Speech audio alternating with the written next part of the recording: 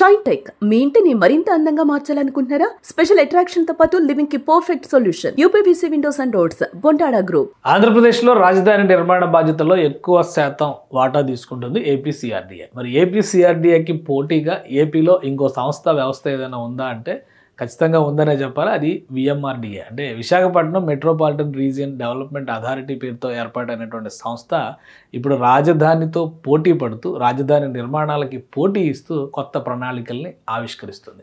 VMRDA already high rise టవర్స్కి permissions ఇవ్వడము, అలానే డెవలప్మెంట్ విషయంలో కూడా విఎంఆర్డీఏనే ఇన్వాల్వ్ అవడం అనేది ఇప్పటివరకు ఆసక్తికరమైన చర్చగా మారింది. ఇప్పుడు ఈస్ట్ కోస్ట్ హ్యాబిటేట్ పేరుతో ఒక కొత్త ప్రణాళికని ఆవిష్కరించింది విశాఖ తీరంలో. విశాఖపట్నాన్ని ఒక గ్లోబల్ డెస్టినేషన్గా మార్చింది. ఏఐ జనరేటెడ్, ఇది నిజంగా ఇదే వీడియో ఇలానే ఉంటుంది ప్లాన్ అని కాదు, కాకపోతే అంటే ఒక ఇమేజ్.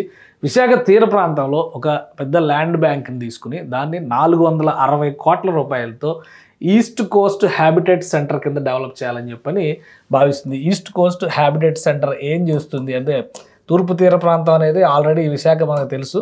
దీన్ని ఒక హ్యాబిటేట్ సెంటర్ కింద డెవలప్ చేస్తే కనుక రాబోయేటువంటి రోజుల్లో విశాఖలో ఒక అర్బన్ క్లస్టర్గా మాత్రమే కాకుండా కల్చరల్ ఇంటిగ్రేషన్తో పాటు అధునాతన సదుపాయాలను కల్పించేటువంటి అవకాశం. ఎందుకంటే పెద్ద పెద్ద సంస్థలు విశాఖలో ఇన్వెస్ట్మెంట్స్ పెట్టేందుకు రెడీ అవుతున్నాయి.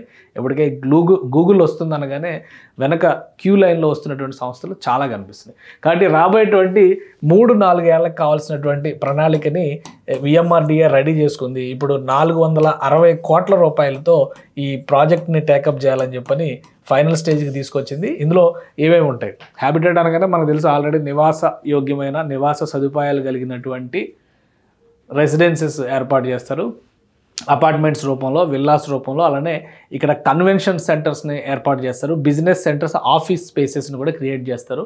ఇవి మొత్తం కూడా విశాఖ సముద్ర తీరంలో ఉండేటువంటి ఒక ల్యాండ్స్కేప్లో ప్లానింగ్ చేయబోతున్నారు.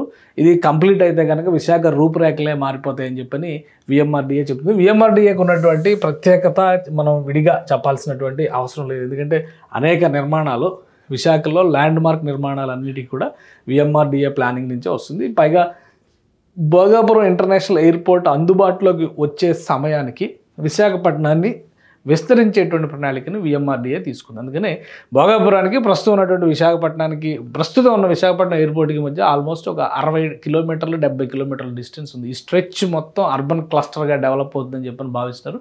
ఇటు అనకాపల్లి వైపు ఏమో కొత్త పరిశ్రమలు వస్తున్నాయి, ఇటువైపు ఏమో పెద్ద ఎత్తున ఐటీ డేటా సర్వీసెస్కి సంబంధించినటువంటి సంస్థలు వస్తున్నాయి. కాబట్టి ఇలాంటి కొత్త కొత్త ప్రాజెక్టులని, ప్రణాళికల్ని విఎంఆర్డీఏ ఆవిష్కరిస్తుంది. మనం ఎప్పటివరకు ఏపీసీఆర్డీఏ అమరావతి రీజియన్లో చేస్తున్నటువంటి డెవలప్మెంట్స్, మోడల్స్, కొత్త కొత్త ప్రాజెక్టులు వీటి గురించే మాట్లాడతాం. కానీ వాటికి పోటీ పడుతూ ఇటీవలే 50 అంతస్తుల భవనాన్ని నిర్మించే బాధ్యతను విఎంఆర్డీఏ టేకప్ చేసింది. దానికి సంబంధించి టెండర్స్ కూడా ఫ్లోట్ చేశారు. సో అదొక క్లియర్ పిక్చర్. అలానే ఇప్పుడు ఈస్ట్ కోస్ట్ హ్యాబిటేట్ పేరుతో ఒక భారీ ప్రణాళికను ఆవిష్కరిస్తున్నారు. రాబోయేటువంటి రోజుల్లో విశాఖ తీరాన్ని ఒక సుందరమైనటువంటి అర్బన్ క్లస్టర్గా మార్చేటువంటి ప్రణాళికని విఎంఆర్డీఏ అమలు చేసేటువంటి ప్రయత్నం చేస్తుంది.